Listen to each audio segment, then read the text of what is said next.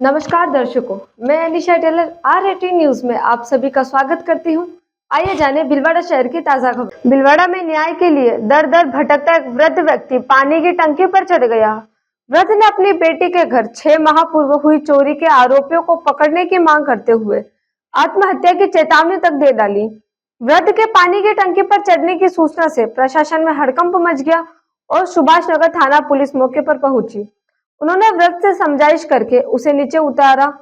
वृद्ध ने पुलिस विभाग पर आरोप लगाया कि उसने पुलिस अधीक्षक और महानिरीक्षक से लेकर कलेक्टर तक से न्याय की गुहार लगाई, लेकिन सब जगह से मायूसी मिली, जिसके कारण आज उसे यह कदम उठाना पड़ा।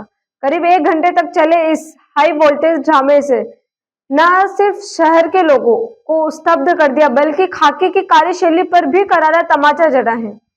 पीड़ित जगदीश चंद्र आचार्य ने कहा कि 1 अप्रैल 2025 को उनकी बेटी लक्ष्मी आचार्य के घर रखा उनका करीब 20 तोला सोना और 4 किलो चांदी चोरी हुई थी। चोरी की इस हृदय विदारक घटना के सदमे से उनकी पत्नी उसी दोपहर दुनिया छोड़कर चली गई।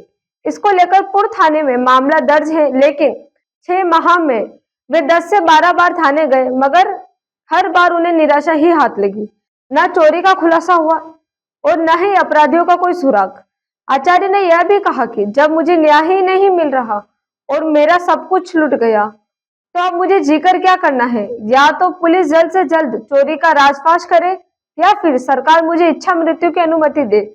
करीब 1 घंटे की कड़ी मशक्कत और सुभाष नगर थाना पुलिस की समझाइश के बाद बुजुर्ग नीचे उतरे, लेकिन यह घटना भीलवाड़ा पुलिस की उस असंवेदनशील और सुस्त कार्यशैली को बेनकाब कर गई है, जहां एक पीड़ित को न्याय के बजाय मौत की गुहार लगानी पड़ रही है।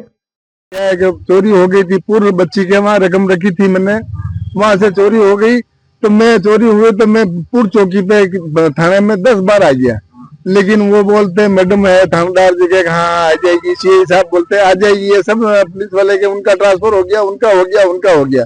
अब सबका ट्रांसफर हो गया तो मेरी रकम का क्या हुआ? जब इतने चोर मिल रहे हैं तो मेरा क्या हुआ? तो फिर मैंने बोला कि चलो एसपी साहब के पास चलेंगे। तो एसपी साहब के पास गया तो एसपी साहब भी वापिस बात वही है कि हाँ भाई आ जाएगी, धैर्य रखो। एसपी साहब से फिर मैंने आईजी साहब के पास गया। मैंने कहा यार जब मैं तो फकीर हो गया हूँ, मेरे पास अब कुछ है ही नहीं। हिंदुस्तान जिंक में नौकरी करी, बहुत जोरदार नौकरी करी और सब कुछ आनंद मंगल था। अब ये चोरी होती मेरी पत्नी शांत होगी साहब। अब पत्नी शांत होगी तो मेरा तो कोई है ही नहीं है। अब इसलिए मैंने कहा मेरे को भी जी के क्या करना। तो आईजी साहब के पास गया तो आईजी साहब भी अजमेर, उन्होंने बोला कि नहीं मैं तहकीकात करवा के तुम्हारी चीज भी आएगी और चोर भी आएगा, जो भी होगा जो आएगा। तो अभी तक नहीं आया। फिर मैं कलेक्टर साहब के पास आया। कलेक्टर साहब ने बोला कि 7-10 दिन 8-10 दिन रुको आप।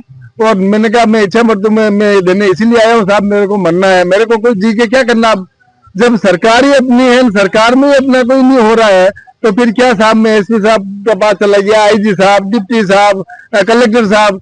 अब और घंटा कोड़े जाऊंगा मैं, क्या ऊपर तो भगवान है।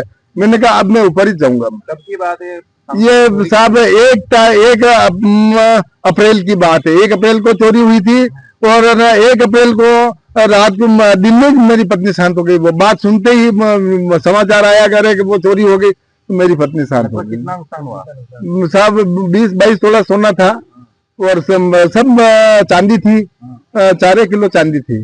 का मामला ये पूर्व का मामला साहब।